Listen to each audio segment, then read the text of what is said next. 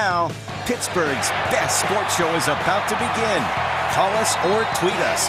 We got things to talk about on the Ireland Contracting Nightly Sports Call.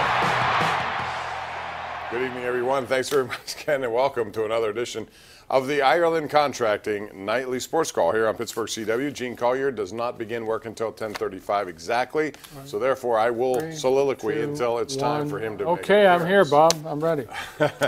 We have a lot going on as always tonight. 412-575-2600 is the number to call. That's the number of the Bordas and Bordas hotline on the Ireland Contracting Nightly Sports Call. We're going to begin with late developing news. Jeremy Fowler of ESPN is reporting that Le'Veon Bell told him tonight he'd be in on the bye week. That's week number 7, which would ensure that he'd have 10 weeks of the regular season. And if that's the case, then that would be interesting, and it would give them 10 weeks of Le'Veon Bell. And based on what we've seen, they could certainly use Le'Veon Bell. But the question tonight, as we welcome in Gene Collier of the Pittsburgh Post-Gazette, who does a wonderful job not only writing, but also when you see him in comedy stand-up. You should make a point to get out. Nice, Bob. Anything coming up? No, Okay. got nothing. When you do, let me know. Please, I sure will. But do you believe Le'Veon Bell? Because he's twice gone against what he's told the team. No, I've never believed him.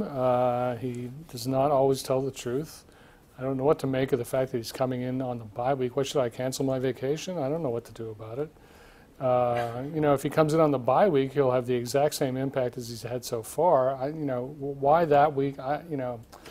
I'm very hopeful, just from a personal standpoint, that the Steelers continue to pursue a trade for him and get it done before the bye week. I'm so tired of talking about it. If he does come back, that would mean he would miss the next 2 weeks. That's a game against Atlanta this Sunday, and then at Cincinnati. The Steelers have the bye week on the 21st. That would be the 28th, the first game, Cleveland in Pittsburgh. And then, interestingly enough, the trade deadline is 2 days away. Do you think the Steelers would still be pursuing a trade? And if so, what would they want in the trade? Well, I think they are and will still pursue a trade. And if it doesn't work out, I think it'll depend on where we are at October 21st, whatever that is, Bob. If the Steelers are 1-4-1, and the Ravens and Bengals are both 5-1, if that's possible, then I don't think there's any point in bringing him in. I think if one and the Bengals and Ravens also have 3 wins, then there might be. But as for what you would want for him, a second-round pick, but I'd settle for a third-round pick. Well, the Steelers reportedly want a second-round pick and a good player. That's going to be hard to achieve.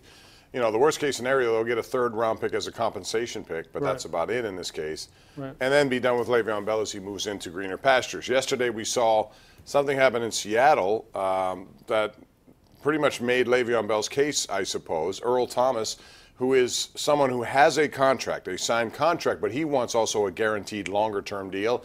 So his strategy was, I'm not going to practice all week. I'll show up on game days. Well, yesterday, his idea was not to get injured, and guess what happened? Not only did he get injured, broken leg out for the year, which will impact what goes on after this year. And then he had a nice little parting gift to his sideline as he left on a cart. Gene, this is a different situation because he does have a signed contract, but I guess if you're Le'Veon Bell, you look at that and you say, that's exactly what I mean by not showing up. I don't want to get injured. Yeah, well, that's fine. You can not show up for the rest of your career. There'll be no football injury in your future. I still don't see the point of all this. I understand it's a dangerous game. You want to protect your earning power as best you can, but everybody else is out there.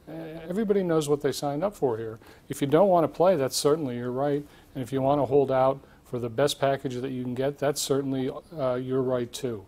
But I think we have the right at some point, Bob, to stop talking about this before we talk it to death. Okay, we'll do that. We'll talk instead about something else, and that would be the Steelers, 1-2-1. And Gene, this is not your normal early season malaise to me. This looks like it could be something that is deeper seated. What's your take on where the Steelers are and how correctable are their problems? Yeah, well, they really stink. I know that. They've had problems in the secondary in terms of personnel, and they've also had problems in terms of execution, and now they have problems regarding injuries. It doesn't seem to matter which team they play. Receivers are running free in the secondary. That's every single week, and that's in the modern NFL. That's the sign of a bad team. They don't, have any great prowess at stopping the run. They scored 1 touchdown against a terrible defense, in my view, a terrible defense.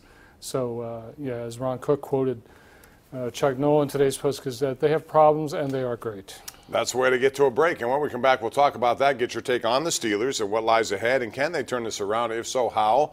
We'll also talk about the Penguins ready to open the season on October the 4th. That's this coming Thursday. And there's a suspension forthcoming to that Capitals player who refuses to stay away from headshots. We'll get into that. Wilson? Tom Wilson, once again. We'll get into that. Plus, Pirates make news today. We'll tell you why. All coming up next, right here live on Pittsburgh's CW. The Ireland Contracting Nightly Sports Call is brought to you by Ireland Contracting, Pittsburgh's #1 home exterior expert in roofing, siding, windows, and gutters.